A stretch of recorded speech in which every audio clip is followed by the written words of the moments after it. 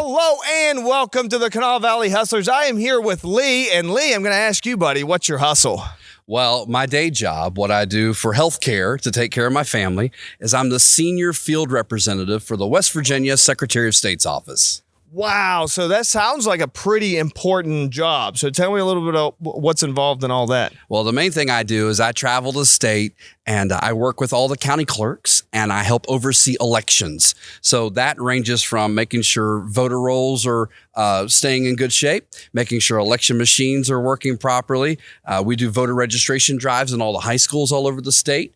And I just make sure that poll workers get trained right and that elections go smooth. And they do go smooth in West Virginia. We got great county clerks and a great Secretary of State's office. You know, you never hear about West Virginia having trouble with with elections or with complaints or anything like that. You hear about it in some other states, but you don't ever seem to hear about that in West Virginia. So that's not just a mistake. That's not just like by accident. No, things really do go smooth in West Virginia. And as a matter of fact, a lot of other states look to West Virginia as a model for how to run their elections. And even our Secretary of State, Mac Warner, he's gone to Washington, D.C., I think 5 times now, to testify before Congress about the election integrity that exists in West Virginia. So we are doing something right, West Virginia. That's great. But now you mentioned that's your day job. You've got a little bit more of a hustle on the side. Is that right? I do. So I've been singing all my life. And so I do tribute shows. So I do Elvis Presley tribute shows.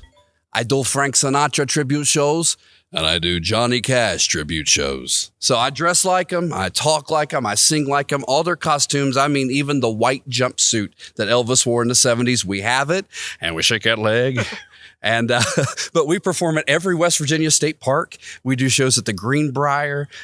We do shows at the Stonewall Resort. So every state park we go to, we perform at. We perform at a lot of festivals. We perform at a lot of senior centers. And our favorite place to go, we go to a lot of nursing homes.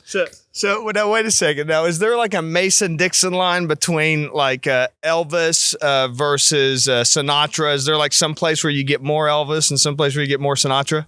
Elvis is probably the most popular. We started out only doing Frank Sinatra, but then we added Elvis and he just took off. But now Johnny Cash has become super popular. So we do all the we got the guitar and we do Folsom Prison Blues. I Walk the Line, and so Johnny is really rivaling all the other shows. Has Johnny Cash? Because I remember when I was a kid, Johnny Cash was always pretty big in my household. Has Johnny Cash become more popular in recent years? He has, and really, I could not have picked 3 better guys to do tribute shows for, because Elvis, Sinatra, Johnny Cash, they all 3 have legacies and they all 3 have followings, and all 3 have really iconic songs that people know and they sing along and they have fun with. So, and really when we go into nursing homes, that's one of our favorite things to do, because sometimes those folks don't get any visitors.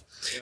Sometimes those folks don't remember their names. Yeah. But when you sing Elvis songs, they come alive and they sing every word. Yeah. And they get up and they dance and they laugh and they have fun. So we get to do a lot of cool stuff. I'm also a minister, so I help churches with music and sharing God's word. If you duct tape my mouth, I'm useless. This is all I got. Well, this brings a pretty good question. I've got a lot of my viewers and watchers. They're small business owners, entrepreneurs, people like that.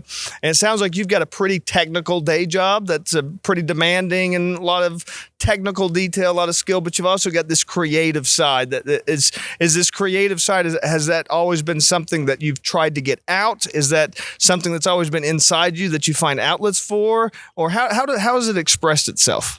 Well, just God's blessed me with a good personality. And yeah, I've always sung. My family, I started singing with my family when I was like 10 years old in a Southern gospel quartet, singing the old redback hymnal songs that we all know from church. Yep. So yeah, I've just always had this out. I've been involved in community theater here in Huntington, done theater in Ashland, Kentucky. So theater, ministry, that's always been an outlet and a calling for me. How does one get started with that type of thing? If somebody says, you know what, I do a pretty good impression of Elvis. I want to get out there. I do a Justin Timberlake or whatever's popular right now. How would somebody get started in making that into a side hustle? Well, I always tell, I'm helping a friend right now. He does a Bobby Darin tribute show. If you remember Bobby Darin, he did Splish Splash and Mac the Knife and Dream.